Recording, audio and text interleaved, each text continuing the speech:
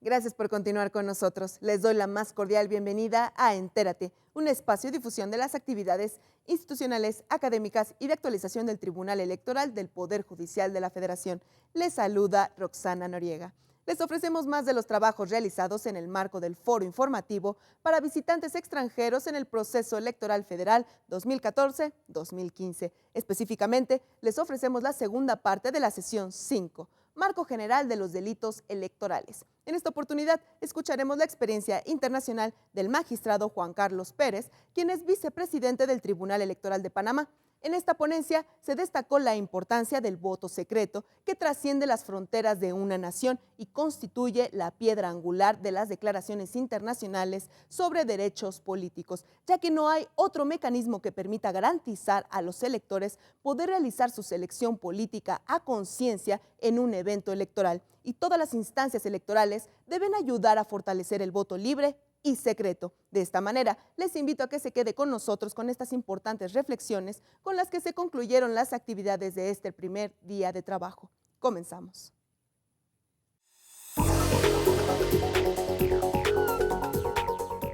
Tenemos, adelante, por favor, otro modelo que es el modelo del sistema penal tradicional.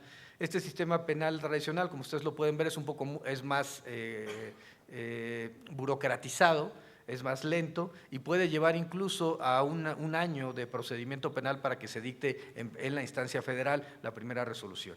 Lo que se hace la autoridad ministerial es recibir la denuncia, integrar la averiguación previa, consignarlo ante los jueces en caso de que se acredite la responsabilidad penal y a partir de ahí llevar el litigio ante el órgano jurisdiccional. La Fiscalía Especializada es eso, es un órgano, es un fiscal, se trata de la actuación ministerial y lo que hacemos es poner el expediente a consideración de un juez para que un juez, respetando las garantías del debido proceso y los derechos humanos del indiciado, del inculpado, pueda emitir la sentencia correspondiente. Adelante, por favor, adelante. Les había comentado, y voy rápido, solamente de forma telegráfica, porque ya me excedí en el tiempo que me correspondía. El modelo penal de México está pensado en razón del sujeto activo. Cualquier persona puede llegar a cometer ilícitos como impedir a los ciudadanos votar, recoger las credenciales del elector con fotografía e impedir, por tanto, que participen en el proceso. También, por supuesto, difundir datos falsos respecto a los resultados electorales o la jornada electoral, y eso se encuentra tipificado como delito. Y algo que puede ser muy importante, en este momento y hasta que se cierren las casillas en los horarios de uso, en los usos horarios más occidentales del territorio mexicano, es decir, que se cierren las casillas en Baja California y Baja California Sur, no se pueden difundir resultados de encuestas o sondeos de opinión. Es un delito porque se considera como bien jurídico tutelado la equidad en la contienda y la idea es que nadie empiece a difundir resultados de forma anticipada que pudieran influir en los electores. Tenemos un tema que es muy importante para México, que es el tema de los ministros de culto religioso. Los ministros de culto pueden cometer un ilícito cuando están actuando, haciendo proselitismo a favor o en contra de partidos políticos y candidatos. Tiene que ver con el proceso histórico mexicano. México tuvo 10 guerras en el siglo XIX, 2 guerras en el siglo XX relacionadas con fenómenos de carácter religioso y por tanto la reacción es establecer el principio de laicidad a nivel constitucional y sancionar a los ministros de culto religioso que operen o pretendan influir en las contiendas electorales. La sanción es de 100 a 500 días multa, no es una pena privativa de libertad. Respecto a los funcionarios electorales y los funcionarios partidistas, las sanciones de 2 a 6 años de prisión, y son básicamente las mismas conductas: que se obstaculice el desarrollo de las elecciones, que se presione a los electores a votar en un determinado sentido. En el caso de los funcionarios partidistas, no pueden acarrear votantes de un lugar a otro, porque esto afecta el principio de equidad en la contienda. Y lo que mencionaba hace un momento, en el ámbito específico de los servidores públicos, hemos tenido una transformación del sistema para sancionar de forma más rígida a los servidores públicos que coaccionan, que condicionan programas sociales o que obligan a sus subordinados a votar en un sentido o en otro. Además, hay una disposición que se estableció con una sanción de 400, 800 días multa. Quiero decir que no se trata de salarios mínimos, sino se trata del ingreso que pueda cuantificarse de una persona o de un servidor público, de su ingreso total. Y por tanto, en el caso de los magistrados, ex magistrados electorales, ex consejeros, pueden ser sancionados con 400 a 800 días de multa en razón de violar el principio de imparcialidad al ser registrados como candidatos, convertirse en dirigentes partidistas o finalmente ser designados para cargos públicos por los espacios que ellos cuya elección calificaron. Es decir, si califican la elección de un gobernador, no pueden ser designados en el gobierno de ese estado como funcionarios públicos, porque esto implica la violación del principio de imparcialidad en el desempeño de su cargo. Adelante, por favor. Nada más terminar. Sí, muy bien. Después de este tema, la pregunta es: ¿qué es lo que está sucediendo? Hay dos tipos que me interesaría nada más para ir cerrando esta parte, si pueden adelantarle a la página del despliegue ministerial, dos tipos que son relevantes para este contexto. El primero tiene que ver con el artículo 7, fracción cuarta de la Ley General en materia de delitos electorales, que sanciona a aquellas personas que obstaculicen el ejercicio de las funciones de las autoridades electorales. Por tanto, si cualquier persona impidiera al Instituto Nacional Electoral desempeñar sus funciones, esto actualiza un supuesto normativo prohibido por la legislación penal electoral y nos llevaría al inicio de una sanción de naturaleza penal, al inicio de un proceso penal en contra de estas personas. Otro es el artículo 7, fracción 16 de la propia ley. Esta fracción está señalando que se va a sancionar a cualquier persona que realice actos de temor o de intimidación a los electores. Y aquí lo que se pretende es que los electores puedan votar de manera libre en las urnas el día de la jornada electoral sin presiones de ningún tipo. Por tanto, hemos tenido casos en donde se ha denunciado que algún candidato iba armado, se ha iniciado la averiguación previa, se le ha citado a comparecer para efecto de ordenarle que no puede aparecer armado en algunos lugares. Esto sucedió en el estado de Oaxaca, pero también hemos tenido casos en donde las personas han pretendido generar actos de intimidación a los electores y se han iniciado las averiguaciones previas para detener este tipo de conductas.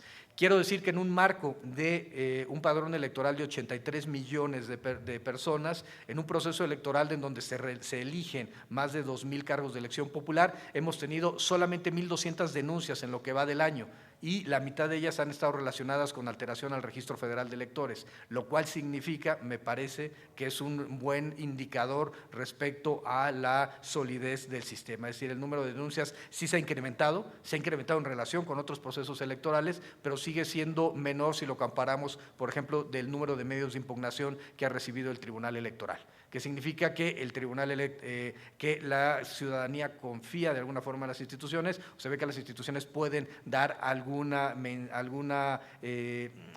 mensaje de institucionalidad y de construcción y de cumplimiento del Estado constitucional. Termino con esta parte del despliegue, que es lo que les quería mostrar en el mapa. Lo que ha diseñado la Procuraduría General de la República, la Fiscalía Especializada a mi cargo, es un modelo de acercamiento del sistema de justicia procesal penal a todos los ámbitos de la República Mexicana.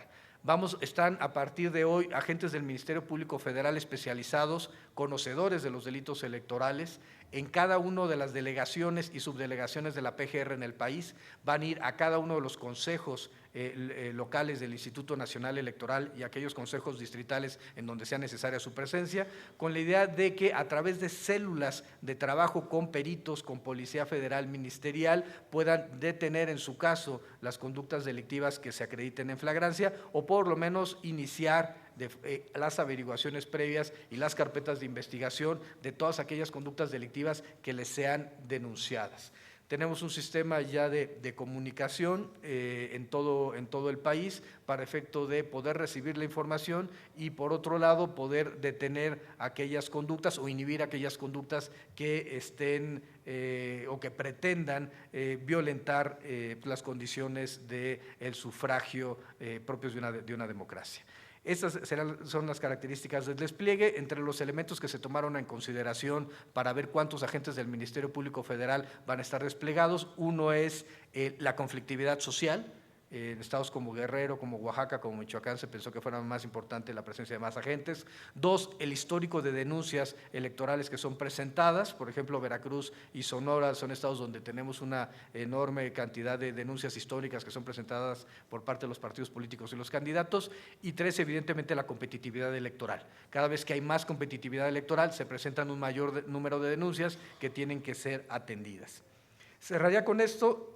El sistema de delitos electorales mexicano estaba pensado antes de la reforma de 2014, bueno, nada más una lámina atrás, ¿no? Estaba pensado en el tema del Registro Federal de Electores. Hoy en día está pensado en un modelo que va mucho más allá del Registro Federal de Electores y tiene que ver con proteger los derechos de los ciudadanos durante la jornada electoral, los días previos. En el número de averiguaciones previas hemos consignado en lo que va del año más de 350 averiguaciones previas, lo cual contrasta con las 62 que se presentaron durante el año 2014. Adelante, por favor, y adelante. Y estamos desarrollando una actividad muy importante a través de dos sistemas de atención ciudadana. El primero, FEPADETEL, es decir, un sistema telefónico que cualquier ciudadano puede hablar en el país, y otro sistema, el de FEPADENET, que cualquier ciudadano puede presentar un correo electrónico, y ya con esto concluyo, enviar un correo electrónico denunciando una conducta delictiva, y que esto generará la obligación de los ministerios públicos de actuar en consecuencia. Pues muchas gracias y les ofrezco una disculpa a todas y a todos por el tiempo utilizado. Entiendo que me excedí del tiempo marcado por los organizadores. Les ofrezco una disculpa a todos, pero creo que para mí era muy importante plantear el tema de cómo estamos viviendo el asunto de los delitos electorales en la República Mexicana. Muchas gracias. Él ha reiterado que la Fiscalía que dirige es un organismo de relevancia constitucional, lo que es importante. Los sujetos activos en esta clase de delitos puede ser cualquier ciudadano. Yo dije que el bien jurídico tutelado era la voluntad popular. Él nos ha ampliado también el bien jurídico tutelado, la equidad. La imparcialidad, correcto. Y cosa curiosa es que lo religioso tiene una mención especial para en este tipo de delitos.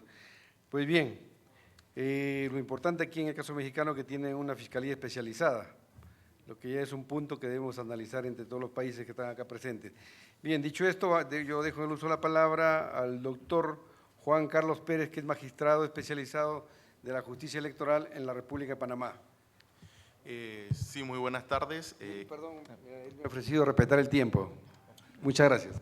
Sí, muy buenas tardes a todos. Agradecemos al Instituto Nacional Electoral pues la oportunidad que nos dan de compartir la experiencia panameña que en materia penal electoral, bueno, ya nos alcanzó México, teníamos uno de esos puntos únicos de ser el único país a nivel continental que tenía una Fiscalía General Electoral que manejaba asuntos de delitos electorales. Después de la exposición del doctor Nieto, pues nos daremos cuenta de que como América Latina tenemos muchas cosas en común que diferencias. Para conocer lo que es la figura de la Fiscalía General Electoral, debemos entender primero o hacer un análisis histórico de lo que es la jurisdicción electoral y penal electoral en Panamá. Hasta el año 1956, la jurisdicción electoral era una jurisdicción temporal, es decir, el organismo electoral se constituía con ocasión al proceso electoral y, terminado el proceso electoral, resuelta cualquier tipo de impugnaciones, el mismo era disuelto. Es hasta una reforma constitucional en el año 1956 cuando se crea el Tribunal Electoral como un organismo permanente, autónomo e independiente que se encargará no solo de las controversias electorales, sino también de organizar las elecciones. y a partir de ese momento también se nos otorgó el registro civil de las personas, la identificación ciudadana y la jurisdicción penal electoral. Es decir, desde un inicio, el Tribunal Electoral conoce de los delitos penales electorales que ocurren en Panamá. Sin embargo, de esa época hasta el año 1972, la investigación le correspondía al Ministerio Público y para ellos tomaban los delitos electorales como un delito más, que lamentablemente es un delito que es muy importante porque ataca o atenta contra el sistema electoral de una nación.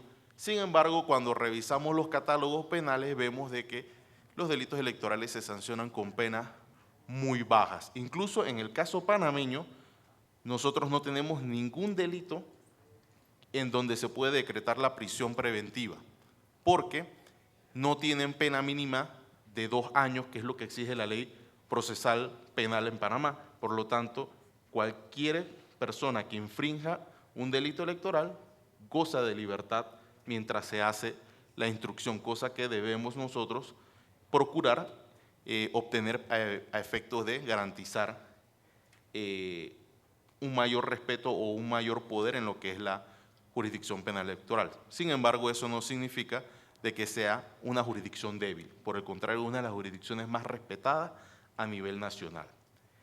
En el año 1972 se les retira al Ministerio Público esta función. El Tribunal Electoral sigue siendo el ente calificador del delito penal electoral y se crea una figura, la Fiscalía General Electoral. En ese momento se llamaba Fiscalía Electoral, como un organismo especializado para la investigación de los delitos electorales y actuaría como un ministerio público en cada una de estas causas. La razón de ser es, como les dije, fortalecer el sistema electoral de Panamá. Ahora bien, en el caso particular, que aquí viene una diferencia con el caso mexicano, es que la función de la Fiscalía General Electoral no termina en la instrucción sumarial. Todos los procesos electorales, ya sea la naturaleza que corresponda, requieren de la participación de la Fiscalía General Electoral porque son no solo los protectores de la sociedad en cuanto a la figura penal electoral, son los representantes de los derechos políticos de la sociedad. Por lo tanto, se le corre traslado y en este punto es importante porque el agente de instrucción a nivel de Panamá no solamente está especializado en temas penales electorales, también está especializado en el tema electoral. Un miembro de la Fiscalía Electoral no solamente debe investigar, nosotros le llamamos a las afectaciones al registro electoral cambio del uso de residencia, compra de votos, uso ilegítimo de bienes y recursos del Estado, también debe saber de impugnación de candidaturas, de nulidad de elección, incluso debe pronunciarse sobre controversias internas que se presenten dentro de los partidos políticos que son sometidos en grado de apelación al Tribunal Electoral. Es decir, en el caso panameño, la Fiscalía Electoral tiene un marco de trabajo mucho más amplio que no se limita a la materia penal y que al involucrarse en el tema electoral genera una especialización porque en mi condición de juez penal electoral suplente que soy, para entender el delito electoral, para poder calificar el delito electoral, debemos conocer la temática electoral, porque muchas veces no solamente debemos limitarnos con el contenido penal, debemos conocer también el contenido electoral para poder hacer un pronunciamiento mucho más certero al momento de decidir una causa penal electoral. En este punto tenemos pues que considerar que en materia penal electoral en Panamá existe también la situación que presenta el doctor Nieto. Panamá está caminando hacia la implementación del sistema penal acusatorio y a pesar de que nosotros nos manejamos con el sistema inquisitivo, sectores reclaman la incorporación de la justicia penal electoral al proceso, al sistema penal acusatorio, cosa de que se dará también, parece muy paradójico, en el 2016, cuando ya a nivel nacional funciona el sistema penal electoral, así que nosotros también estamos caminando hacia la eliminación del sumario y sino que vamos a trabajar pues con ya procesos orales, audiencias de control y todas estas figuras muy propias que no solamente nos llevan al perfeccionamiento de la figura, sino al conocimiento de tanto la parte de los juzgadores, que es en el caso que estamos acá, y en el caso de la temática del agente de instrucción. Otro de los puntos donde diferenciamos la justicia penal electoral de México, de Panamá, es que, ya lo hemos dicho, el tribunal electoral es el tribunal de apelación en los casos penales electorales y de primera instancia. Nuestra división de materias está en función del sujeto investigado. En Panamá, cualquier persona puede cometer un delito penal electoral, pero si esta persona tiene el rango de funcionario, comando y jurisdicción nacional, el caso va a ser conocido por la Fiscalía General Electoral y el Tribunal Electoral, es decir, los 3 magistrados conocerán del procesamiento de esta persona. Caso contrario, es decir, la mayoría de las situaciones se dan a nivel de los juzgados penales electorales, los cuales con la reforma constitucional del 2004 entraron en funcionamiento, ya que existía una crítica bastante fuerte contra la justicia penal electoral panameña y era de que era una de las pocas jurisdicciones que no admitía la doble instancia, toda vez de que por mandato constitucional, por encima del Tribunal Electoral no hay un organismo más que pueda revisar las decisiones que adopte, salvo el tema de la constitucionalidad. Con esta reforma, pues, se estableció una doble instancia y esa doble instancia también replicó en la Fiscalía General Electoral, creando de manera permanente fiscalías en 3 distritos judiciales, que fue la división que se utilizó en materia electoral para el tema del funcionamiento de la justicia penal electoral. Y cada una de estas fiscalías trabaja con uno o varios jueces, dependiendo de la población que tenga cada uno de estos distritos, y estas decisiones entonces pasan en apelación a los magistrados. O sea que nosotros como organismo electoral no nos desconectamos del tema penal electoral. De hecho, es el Tribunal Electoral el que establece la jurisprudencia penal electoral y no la Corte Suprema de Justicia a través de su sala penal. Es decir, en ese punto, la jurisprudencia penal electoral es propia y exclusiva del organismo electoral. Finalmente, pues, solo para respetar, además para respetar el tiempo del auditorio, las ventajas y las necesidades de tener un organismo especializado en investigación penal electoral. Consideramos de que aún cuando muchos han calificado que es innecesario, somos del criterio contrario.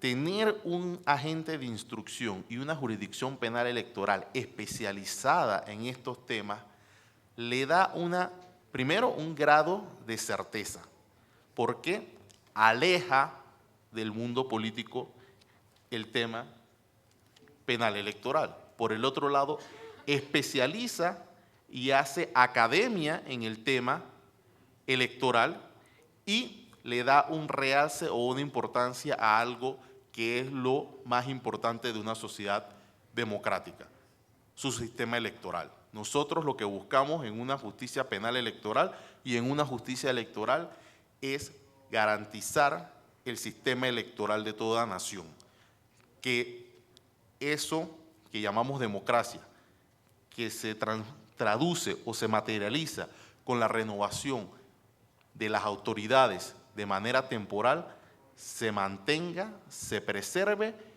y que esté inmune de cualquier otra persona que quiera atacar o afectar eso. Por eso nosotros pues exhortamos y le deseamos la mejor de las suertes a los compañeros mexicanos y bueno, esperemos de que así como México replicó el caso panameño, otros países también puedan incursionar en el tema penal electoral con organismos especializados y de verdad verán la diferencia al momento de la práctica cuando entre este sistema a funcionar. Así que bueno, agradezco su atención, espero que cualquier duda pueda ser aclarada y bueno, que el ejercicio comparado haya surtido su fruto. Muchas gracias.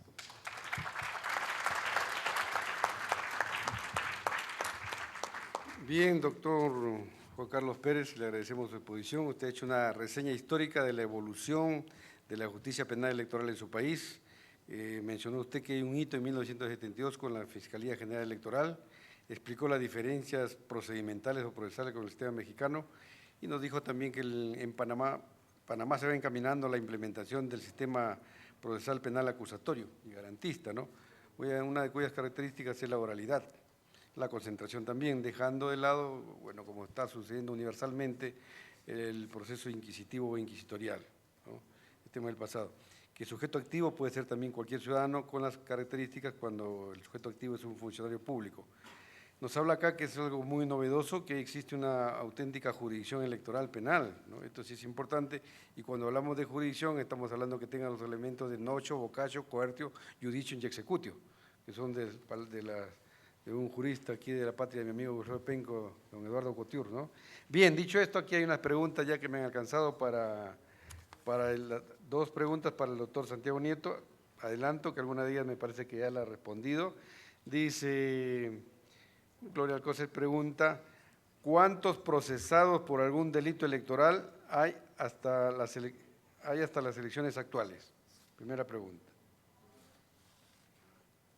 En la historia de la Fiscalía son asuntos básicamente vinculados con el Registro Federal de Electores. Se habían presentado hasta 2014 de 20,000 denuncias. De estos se habían consignado ante los jueces 7,800 casos y de estos se tenían sentencias condenatorias en 20 años 1,800.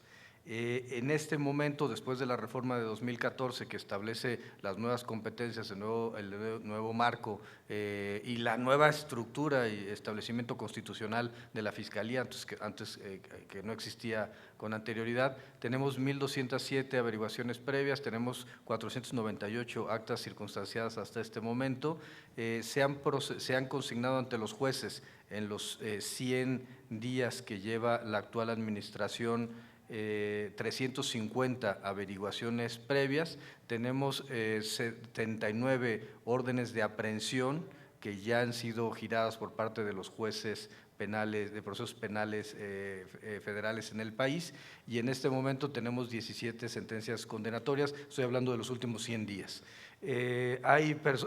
Como lo mismo que sucede en el ámbito de Panamá, se puede obtener la libertad caucional, aunque sí hay penas privativas de libertad. A través de una garantía, de una caución, pueden las personas obtener su libertad, salvo que se trate de temas de financiamiento ilícito, como explicaba hace un momento, pero no hemos tenido hasta este momento ninguna sentencia condenatoria en materia de financiamiento ilícito, porque además se están integrando las averiguaciones previas. Entonces, más o menos en esos niveles vamos. Yo calculo, el objetivo es que de estas 1,207 averiguaciones previas que tenemos en trámite se puedan consignar la mayor cantidad posible ante los jueces y que para fin de año pues podríamos tener ya un informe definitivo respecto al proceso electoral federal. En este momento pues la jornada va a ser el próximo domingo, como ustedes saben, y por tanto hasta finales del domingo tendremos un panorama general de cuántas averiguaciones previas van a estar desarrolladas o se van a desarrollar con motivo de este proceso. Segunda pregunta, y creo que quedan dos preguntas más. Con eso creo que nos va a permitir terminar en la hora que se nos ha dado. Segunda pregunta dice: ¿puede comentar alguna experiencia sobre denuncia por compra de votos? Sí, documentar experiencia por compra de votos sí tenemos. Hemos tenido asuntos muy interesantes. Digamos, no puedo dar particularidades de los casos en virtud de que tengo un deber de reserva, de sigilo de las averiguaciones previas, pero digamos, son casos en donde el material probatorio que nos llega son videos, y en esos videos se ve a los servidores públicos poniéndose de acuerdo para efecto de cambiar los padrones de beneficiarios de los programas sociales y entonces pedirle el voto a las personas a cambio del dinero que les correspondería por ciertos programas sociales. Insisto que son casos extremos consignados ante los ante los jueces y que están en proceso penal. No puedo dar, digamos, mayores características, pero a través de videos, sobre todo a través de testimonios de las personas, se va acreditando las circunstancias de modo, tiempo y lugar en donde se cometieron los ilícitos y se consigna ante los juzgadores. Gracias. La última pregunta se convirtió en penúltima porque llegó una, y por respeto a la auditoría vamos a permitirle también a pedirle que la resuelva. Dice acá, una vez acudido al FEPADETEL o al correo electrónico, el ciudadano denunciante que está presenciando un delito recibe respuesta inmediata a su denuncia, es decir, se actúa en ese momento, se investiga por días, requiere que el denunciante envíe pruebas, acude a algún tipo de policía o cómo funciona. Muy bien. Es una pregunta muy importante. Hasta antes de 2014, el modelo estaba pensado en que llegaba la denuncia y se hacía un proceso investigatorio, se mandaba un policía que al final del día tardaba algún tiempo en llegar. La idea del despliegue ministerial es que en el momento en que se tenga la llamada por FEPADETEL o FEPADENET, en ese momento vamos a hablarle a la gente del Ministerio Público que va a estar en el Estado y él es el encargado de coordinar a otros agentes para que se puedan desplegar de manera inmediata al lugar donde están cometiendo los hechos. Quiero comentarles que muchas veces se denuncian, muchas veces de las llamadas de FEPADETEL o de los correos son más bien asesorías, y en el tema de las denuncias a veces se denuncian hechos pasados, pero también se denuncian hechos presentes. En el caso de los hechos presentes, la idea es que tengamos una atención inmediata. Incluso se han cambiado los manuales de diligencias básicas que tenía la Fiscalía. Antes estaban pensados en el que al momento que se recibiera una denuncia se turnara un oficio para que la policía acudiera, y ahora la instrucción que tienen los ministerios públicos es acudir de manera directa con estas células para efecto de poder, sobre todo, inhibir las conductas. Eso es lo que más nos interesa a nosotros, que se puede inhibir cualquier tipo de conducta delictiva que se esté desarrollando en el país. Bien, la última pregunta. Alvin Wint, Comisión Electoral de Jamaica, pregunta, ¿se considera crimen electoral votar en una jurisdicción fuera de la circunscripción en la que se está registrado? Es un buen punto. En realidad, desde la reforma de 1996 se quitó la obligación de que los ciudadanos pudieran votar, o digamos tuvieran la obligación de votar en su sección electoral. Esto ha permitido que en 2006, 2012 se hayan desarrollado los sistemas de voto de los mexicanos en el extranjero y por tanto, y además se han desarrollado de manera paralela, incluso anterior, la idea de la votación de casillas de electores en tránsito. Es decir, la gente puede votar fuera de su sección electoral sin que esto sea un delito. Pero lo que sí está tipificado como delito es que una persona se cambie de domicilio, en esto que denominamos turismo electoral, se cambie de domicilio de manera artificial y que dé datos al Registro Federal de Electores para aparecer en los listados nominales de otra sección con el único objeto de influir en el voto de ese municipio o de ese distrito y alterar los resultados electorales. Hemos tenido movilizaciones importantes de personas, un caso una averiguación previa de 1,000 asuntos de Yucatán a Quintana Roo, por ejemplo, y otros de 800 en Veracruz, que son nuestros casos, digamos, más relevantes de este fenómeno. Es un fenómeno donde hemos trabajado mucho con el Instituto Nacional Electoral para efecto de que se eviten este tipo de conductas. Lo que está tipificado como delito es que la persona se cambie de domicilio con el objeto de votar en esa elección y después se regrese a su domicilio. También hay un tema muy importante. Muchas veces las personas que estaban desarrollando ese tipo de conductas pertenecían a los grupos sociales menos favorecidos de la sociedad. Se les pagaba 50, 100, 200 pesos una despensa para que se cambiaran de lugar. Insisto que si lo comparamos 3,000 casos con 83 millones de personas en el padrón electoral, esto es mínimo, es un fenómeno mínimo, pero existe y por tanto está tipificado como delito y se tiene que sancionar. Sin embargo, en estos casos la idea es no criminalizar, digamos, la pobreza, sino sancionar a los instigadores, que son las personas de los partidos políticos que han operado este tipo de diseños para que la gente se vaya de un lugar a otro. Bien, reitero el agradecimiento y felicitación a los doctores Santiago Nieto, titular del FEPADE, y al doctor Juan Carlos Pérez por sus excelentes intervenciones y también al auditorio por su participación en esta sesión de la tarde. Y con esto, bueno, me arrogo de repente la atribución de que con esto hemos puesto fin a la jornada de hoy día. Muchas gracias a todos.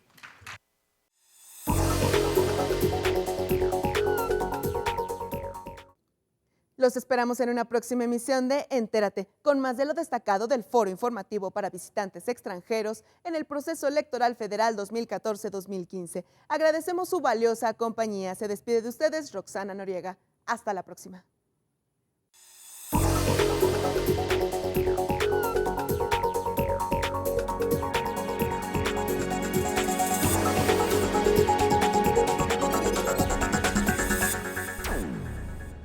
Este año, elegiremos diputados federales y autoridades en 17 entidades federativas. Las y los mexicanos podemos tener la certeza de que contamos con instituciones fuertes. Muestra de ello es el reconocimiento que recibió el Tribunal Electoral como la mejor institución electoral del año, entre órganos de todo el mundo. Lo que ratifica nuestro trabajo de cara al proceso electoral 2015. Tribunal Electoral del Poder Judicial de la Federación. Tú tomas la decisión, nosotros la protegemos.